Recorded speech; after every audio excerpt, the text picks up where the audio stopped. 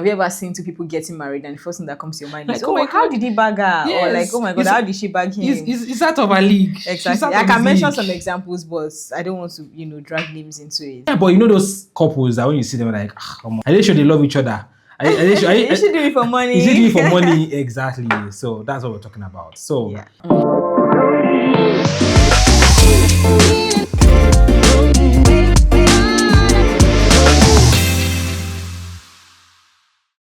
Hi, Auntie. And this is Honey. Welcome back to our YouTube channel. We didn't say whoop whoop. You just did.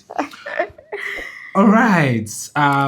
We believe that what we're talking about today is something pretty interesting. Yeah, a hot one. Yes. And the reason why it's hot is it's such a reality and one that breaks many relationships and marriages than many other things. And the topic is what? Marrying up or down. Is there such a thing as marrying up or down? Why does it exist? What does it mean? Yeah. And in case you're wondering what is marrying up or down, it's simply marrying somebody that is out of your social class. Or someone people believe to be out of your social class. Okay, that's a better way to put it. In terms of finances. Marry someone that's way richer than you. Yeah. Class. I think class covers finance, yes, sort of, but not fully. Because when you're talking about class, you're talking about achievement as well. Yes, family background. Yeah, family background and everything. Yeah. And then in terms of looks. Yes. Have you ever seen two people getting married and the first thing that comes to your mind is, like, oh, how did he bag her? Yes. Or like, oh my God, how did she bag him? It's out of a league. Exactly. I can mention some examples, but I don't want to, drag names into it. Yeah. So, yeah. Yeah, but those couples that when you see them, like, are they sure they love each other? Is she doing it for money? Is he doing it for money? Exactly. So that's what we're talking about. So what we hope to do in the video is we talk about the different peculiarities or categories, how to know that it's a problem. Because most of the time people don't even know it's a problem. What are the signs to know that, I don't think this is working. I think our differences is more in play and affecting us than we realize. How do you know? Oh, it's not a big deal for us. Yes, it's there, but it's not a big deal. And what do you do and what should you be mindful of so that it doesn't become an issue? So, yeah. Okay, so the first one is class. Yeah. The first one is class. And this falls into different categories. And what do I mean? How do you know if class is a problem? Yeah. It could be from you and it could also be from your partner. Yeah. How do you know if it's from you? When you feel completely out of place when you're with their friends or in their social circle. For example, maybe all her friends or all his friends schooled in the UK. In the UK. And they traveled every summer. Since literally they gave birth to them, they traveled every summer. They've gone to Zanzibar, got to Mauritius, got to Egypt, got to Dubai, everywhere you can think of. Yeah. And they're just constantly talking about the places they've been to and their experiences. And you just feel like it starts to affect your self-esteem. Yeah. You start thinking about your life. Yeah. And you just start to feel, out of place. And like you feel less. You feel less than exactly. them, you feel less than them. It's a problem. Yeah. That's when you know that like coming from you, even if your partner is comfortable, with you being there, you are not comfortable, and you constantly feel out of place. It's just a matter of time before it starts to affect how you treat the person, how you react, how you relate with them. Also, it could also be a problem from your partner. And I have a perfect movie to describe it. Just Us Girls. If you've seen it on YouTube. So, I'll give an example of a couple. The girl is rich. And the guy is not poor. He literally has his own baking shop, right? His own bakery. And he also has his outlet where he sells what he bakes, right? So he's doing well for himself as a car. But the girl is always embarrassed to introduce him to her mom. In fact, she lied that her mom is out of the country, whereas she works with her mom. One time, the guy came to pay her a surprise visit in the hospital, and she literally dragged him from, they have an elevator in the office. She would pass the staircase and, pushed him out and just locked the door, like, don't ever try this again, and all of that. So it's a problem if your partner finds it embarrassing to associate with you in public, to introduce you to her friends or his friends, to bring you into, his or her social circle. It becomes a problem. So, yeah.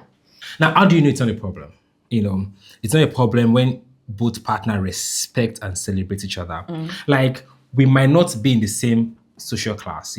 Probably I went to a private university, you went to a public university, but I don't see, like, it does not define us. Yeah. I don't constantly say, come on, where did you school? Like, we're having conversation and you want to contribute. So you two from Polytechnic, you want to contribute. Like, it never becomes, they respect your opinion, they celebrate you, they don't tag you, or they don't relate to you based off of your class. You don't visit them and they see you only in the general sitting room, or like they're free, like you said, they're free to introduce you to the people, to the people in their life, the people that they celebrate, when they also make constant effort to bridge the gap. Not in a bid to change you, but I'm going, I have a party to attend, and there's a particular, maybe there's a Ashwebi to Dress use, code. dress No, code. that's Ashwebi. And it's not Ashwebi. Yes. And like I when I'm buying my own, I'm buying your own. Yeah. So much so that it's not obvious that you're from a different place. So I'm constantly trying to bridge the gap. I'm introducing you to my friends. I'm introducing you to the things. Like, these are the things that these are the things that contributed to where I am, what you're talking about, class, and I'm bringing you to the same place so that it's no more, maybe next trip I'm going to, you're coming with me, next meeting I'm going to, next party, next social gathering my family is having, you're there, So it's not an issue. It's an issue now when I can't invite you because I'm ashamed of you. I like, how are you going to? No, it's nothing serious. Whereas all my other friends are there, but I can't bring you involved, I can bring you in it. Most importantly, it's not a problem when neither of the party feels the need to conform to social expectation. So you don't think like you need to change yourself to fit into your partner's circle. Oh my God, I'm going to his house. I can't wear my wig. You have to borrow your friend's wig because they will laugh at your wig. You have to borrow your friend's bag. You have to, just because you want to fit, you can't wear what you have. You practically can't even be yourself. You can't be yourself. You now start forming, English. Normally, when you're eating chicken, you use your hand to. That's common etiquette. That's etiquette. I'm not saying be bush and be ras, but you have to constantly change yourself just to fit in to their class. And that's when it's a problem. But when both of you, like when your partner is not forcing you to act in a certain way, or say, if you don't do this, my mom will not like. If you don't do this, there's the normal. This is what my parents are like, but I love you for who you are, and I'm okay with that. So I think that's one way. And of course, this leads to the next class or divide, or what you tag as marrying up, and that is differences in finances. Now, how do you know that? She has said a bit of this already. How do you know that finances is an issue for you? Number one is the moment you become resentment or insecure about what you're earning. The fact that you're earning less, you're financially dependent. The moment you have an issue with it, are you insecure about what you're earning? The moment that's a problem. Now you want to earn so much. Like, before you met him, you're collecting your 200k and you're okay with it. Of course, you're hoping to improve your skill and get a promotion, but it was okay for you. You could pay your rent from it. You're managing with it. Of course, you hope to do better. But now, because you meet a guy that is earning times 10 what you're earning, 2 million, now all of a sudden you feel less than yourself. What used to brag before, like, what, it took me time, I fought my way, I'm finally here and I'm improving myself. All of a sudden you're insecure. Now you start defining yourself by where you are. That is a problem. Number two is when you start putting pressure on yourself to conform to your partner's financial expectation. Maybe now you want to match their lifestyle. Oh, this is where I shop. This is, I remember someone, I was dating somebody and the lady said, I wear only designer things. And you know that, like, that your money cannot buy you Prada and Louis Vuitton. It can't even buy you clothes from all those Igbo. Did you get, like, blue lights? you go to Yaba and you check the decent ones and you buy, or sometimes online vendors, and you're okay. But now you find the need to buy Gucci and Prada. If you're not wearing Gucci and Prada, you don't feel among. But like, after all our friends, that's what they wear. After all his friends, this is what they use. So just be you. Don't be pressured to lifestyle type of saving. Now what you want to drive, they're all driving Mercedes. Toyota is a problem. So that's, and of course, how do you know it's a problem for your partner? The moment they frequently comment on your income or your financial level or the things you use. Come on, you're still driving Toyota in 2024. Come on, can't be me. Oh, you're still, when do you buy the wig? You bought it in your university and you're still wearing wig. How much I change my wig every 3 months? Or, like the moment they constantly comment on your... Wow, why do people in relationship wearing wig? Sorry. Bad example. Oh, they're like, my friends change their wig every 3 months. My friends don't use their wig, and you've been using this for 2 years. Come on, no, can't be me. I don't know why people like that. But yeah, it's the problem when they constantly talk down on what you've earned by hard work and sweat, Then when they expect financial decisions to only be by them, I'm the one with the money, How dare you tell us where we're going to eat? After all, who's going to pay? How do you tell us where to do anniversary? Like, come on. After all, I'm the one paying. I'm the one paying. Let the money talk. Exactly. Let the person with the money make decisions. Make decision, then it's a problem where you feel like you're just squatting in the relationship, It's what they want you do, it's where they want you go, then it is a problem. So yeah. Yes. So when do you know, how do you know that it's not a problem? Because the truth is, it's okay for you to date someone who earns more than you, especially as a man. I know it's men that usually face this criticism the most.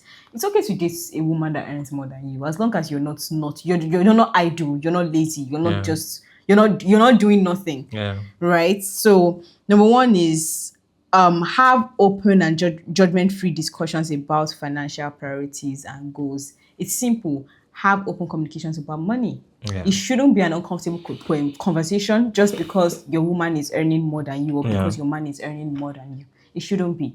Right? And I think another one is shared decision making. It does not matter who is earning more. When it comes to decision making in a relationship, it should be a joint decision. Yeah. It shouldn't be a decision coming from someone just because they're the one with the money. Yeah. The money should not be the one talking. Funny enough, this is a partnership. You are one. Yeah. Funny enough, the person with the most money is not necessarily the most financially literate. Exactly. Yeah. And it's not the wisest. Yeah, exactly. Right? So it should be a joint decision. This is the decision we are making. This is why we are making this decision. Yeah. Another point would be mutual support. Regardless of the income disparities, the income differences, there should be teamwork, which brings me back to what I just talked about. There should be teamwork. Marriage, relationship is a partnership. Yeah. Okay, you are one already. Make decisions together, regardless of how much one person is earning. So yeah. That's it. Yeah, all right. So it brings us to number 4. Yes, and that's number 3. Number 3, this is family background. Number 3, family background. Imagine you visit your partner, my leg is spinning. And the moment you enter their house looks like a palace. Your house looks like boys' quarter beside their house. And see, let's be honest with ourselves. You won't always marry or date people in the same social class as you. Yeah. And don't let the world lie to you. There's movies, talks, they always just talk down on, because you shouldn't be punished for your parents' decision or your parents' level. You find somebody, you love them for who they are, and now you visit their house, and their house is smaller than your house, and all of a sudden you have issues with them. You have to say that you are the problem, not them. Yeah. Because there's something you saw in them. Let's say you're in school, you met in school, and you just fell in love. They're pretty, they're smart. Now, because you visited their house and their house is small, or is in a rented apartment, or they don't have as many furniture as you, or their TV is the one in 1995, and all of a sudden, you're like, oh my God, I can't marry you. You're a problem, So, anyways, I'm already taking it personal. And it's not even what you're talking about is very important, because it's then you realize that many people have attached their self-worth to how full or empty their pockets is, which is a problem. Yeah. You shouldn't feel less just because you come across someone that has more than you do or more than your parents do. Parents did their best. Yeah. Parents did their best. So anyway. Yes, like, and there's something I love to say. It's friend that I've learned it even practically. Is most of us are where we are based off of the opportunities that We're exposed to. exposed to. Many people that you look down on, if they have the same exposure or experience that you have, they would do they'll do good, they will do well. Sometimes they will even do better than you. Better than you, make better decisions. Yes, many of you are coming from four generations of wealth. And this person, literally, they're the first to go to school and they sent you to school, and all of a sudden you are ashamed of your parents. It shouldn't be. So I think we should stop seeing class. And now, not to say that it's not something to be mindful of. It's something that you should be aware of, but in what aspect, so. To what degree? To what degree? So all I've said is literally a you problem, If you see it that way, you're looking down on yourself, you look down on your problem, it's a you problem. Now, but it can also be a problem from your partner. And it's similar to the points you've given already. The moment they start looking down on you, looking at your family, looking down on your tradition. Let's say for you, during Christmas, you don't travel, you stay at home and you cook rice and you kill chicken. But for them, they go on vacation. And like, oh my God, you're telling me that you've never seen snow before? Come on, yuck. And all of a sudden, you start feeling bad, like, the closest you've been to snow is on your TV or your laptop. And so it's a problem when your partner constantly just talk down on you, when they show little interest also in understanding your family. If you watch all these movies where, and of course, it happens mostly when the woman is the one that is from the more to-do family. Now, most of the time, things are done only one-sided. They show no interest in your own family tradition. Tell me, how do you kill chicken? Really? Like, oh, can I visit? Can I even see? Like, can I spend time with you? So when they show no interest in understanding your family dynamics, understanding your family upbringing, tell me, where did you grow up? How was it like? How did you do this? You told me you didn't have TVs. How did you do your assignments? Things like that. When they show no interest, then they don't like you. They just care about only their own. And they'll come to my side and things like that. When they also pressure you to distance yourself from your family because they're ashamed of your family, they're ashamed of where you're from. They always want to just take you away from the family, and they can't even relate with the family or they can't bring them in to their family as well. They just always want to show that we're different, then it's a problem. So that's so important. So important. And how to know it's not a problem. If you can relate to this, you're probably dating someone who has traveled the world and you probably schooled in your town and just call my name. Don't go to the corners. And you're feeling like, okay, is my relationship all right? How it's not a problem is if both of you, or if your partner values and respects you, your cultural differences and your family differences. All right, okay, yes, you've traveled the world, you have all of this. I don't have this exposure. Do they still respect you? Do they still value you? Do they still hear what you have to say? And do they just dismiss everything you have to say, or you take your opinion and actually make it count? Number 2, willingness to blend traditions and create a unique family identity. Like he said, is this person always saying, oh, you come to my house, and they just always feel like, oh, because your house is not, maybe because it's not furnished. It's not Instagram worthy. Exactly. The latest, your house is not built with the latest interiors. So do they always just constantly say, what? I can't use that your toilet, so I can't sit under your couch. What if termites are inside? What if bugs are there? You come to my house instead. Is that the case, or do they try as much as possible to say, okay, let's go see your parents. Let me come to yours as well. Are they humble? Because I think it takes a level of humility and just love and kindness, to be honest. Last but not the least is a united approach to handling family pressures or external opinions. This is so important because people will talk. Oh my, even people family will talk. Especially family. You get, and they're like, are you sure you really want to marry that guy? He looks like kind of person that will, that's supposed to be your driver. Blah, blah, blah, blah, blah, blah. It's things people say. Right? And you see cases of people that are married today, until tomorrow, they're still calling them out just because they feel like, oh, the guy married her because she has money. I bet you have an idea of what I'm talking about. And it's like every time they post, there's always someone in the comment section saying the same thing. And I'm just glad with the way they handle it. They don't even look like they care about what anybody has to say. And I love it so much. So how do you both handle what other people have to say, their opinions, family differences, family's opinions as well? So that is just very important. It's their united front. And what this would mean for you is, discuss tradition early. How are we going to do Christmas? Maybe one person is saying, well, my parents, they throw this bash every year. Okay, is that what we're going to continue doing, after marriage? Or are we going to balance it out?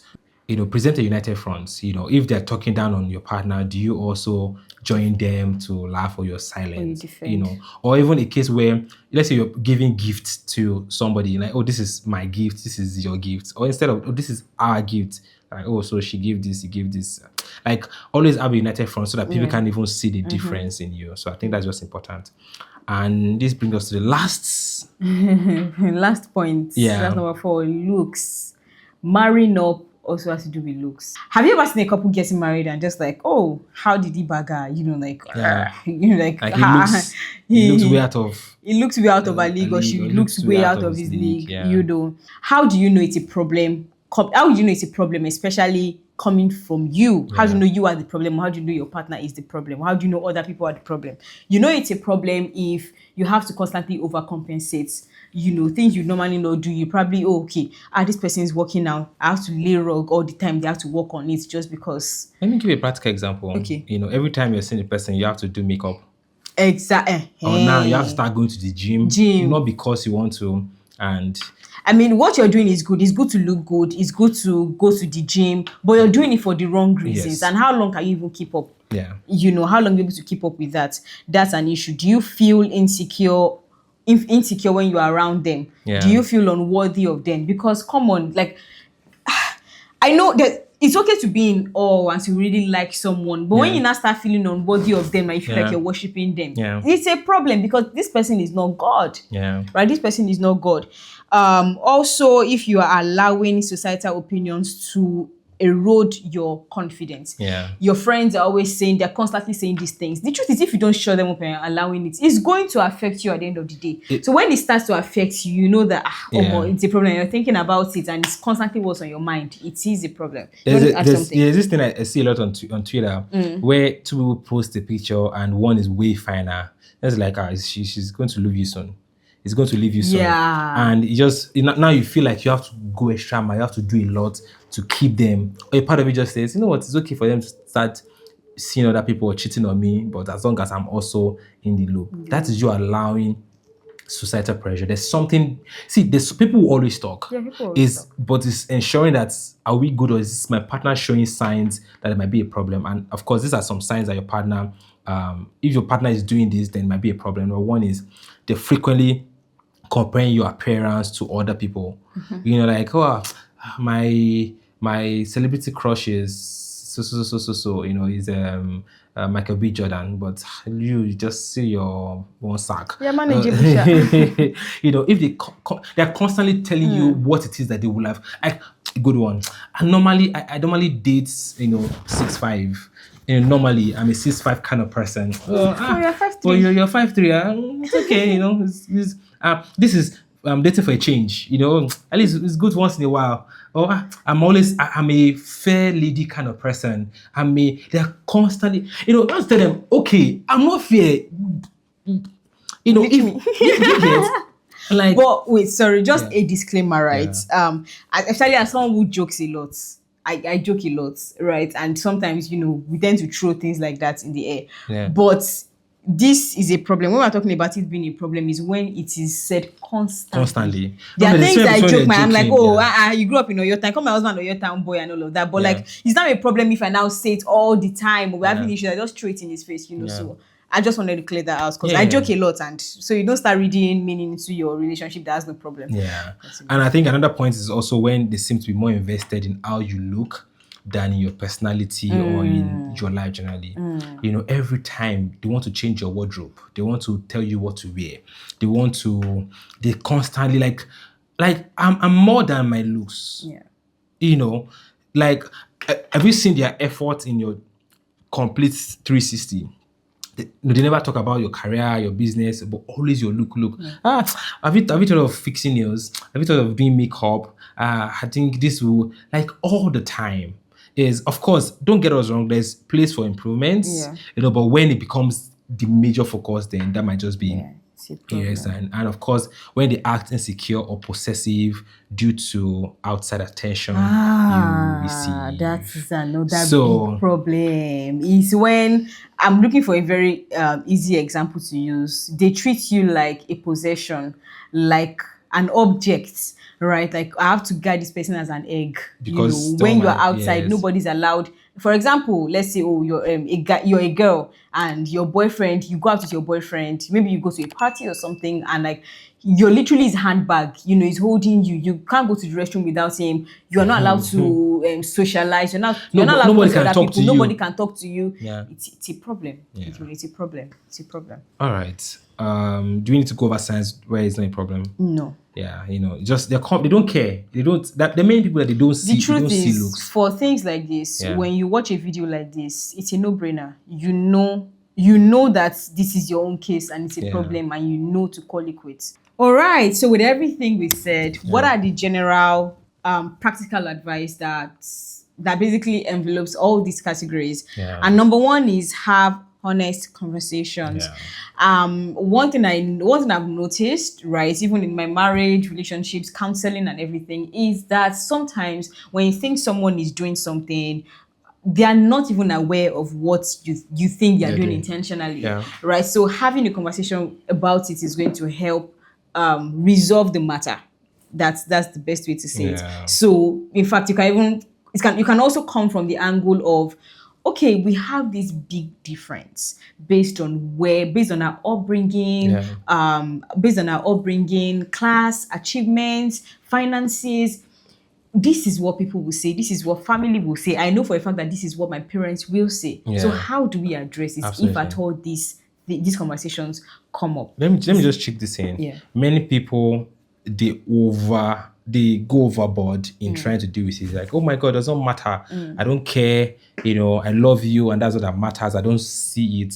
You might not see it, but people around you will have issues with it. Yeah. If you're not aware of the uniqueness it brings into your situation. Let me give you a random example. You're dating. Your parents are like, they know who is who in town. Even maybe when you're getting married, the president, the governor will come. But they just from one village in one part of the world. You have to talk about is, what will our wedding look like? Imagine you have a wedding and now it's obvious of our divide. But when I say it doesn't matter. No, but it's you being aware of the dynamics and the differences to make you anticipate challenges and solve it before it happens. So don't just say it doesn't matter. Is yes, we don't care, but what are the dynamics it brings into our relationship? So Yeah, that's important. Number two is assess emotional safety. Pay attention to how secure and valued you feel in the relationship. There's already this big difference in your upbringing. This person has traveled the entire world, and the differences you mentioned above, I don't think I need to repeat them. But you now have to ask yourself, do I feel valued by this person? Do I feel respected by this person? When we have conversations, do they take my opinion into account? Do they take my advice, or they just, do things on their own? And even when I talk, it's not heard. I'm not being considered at all. Number three is build on shared values.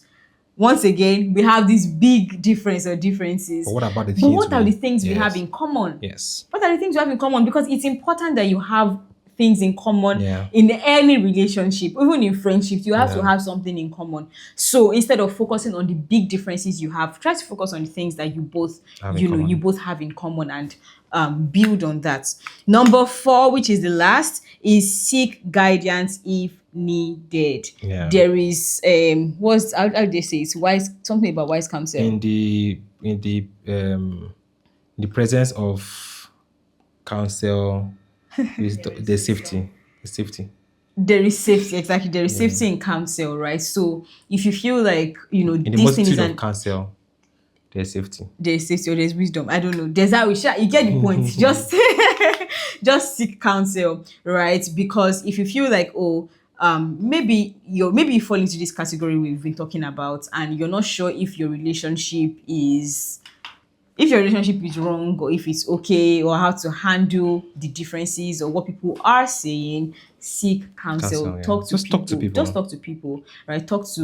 Ask questions. Book a counseling session if you have to, right? Ask questions. With people with sense or... Yeah, that's why I said book, because anyway, it's important to just emphasize that and just put that disclaimer. So just open up and talk to someone and All right. And that's it. Have you ever lost a relationship? Have you ever been in a relationship with someone that it's out of your league? How did you go? Did you work out? Did you fail? Why did you fail? Tell us in the comment section. Of course, share this video. Someone might need it. And I believe that the wisdom we share that's super important. And most importantly, don't forget don't forget to subscribe, share, like, so the algorithm will show more people. Yes. Thank you. See you on the next video. Cheers.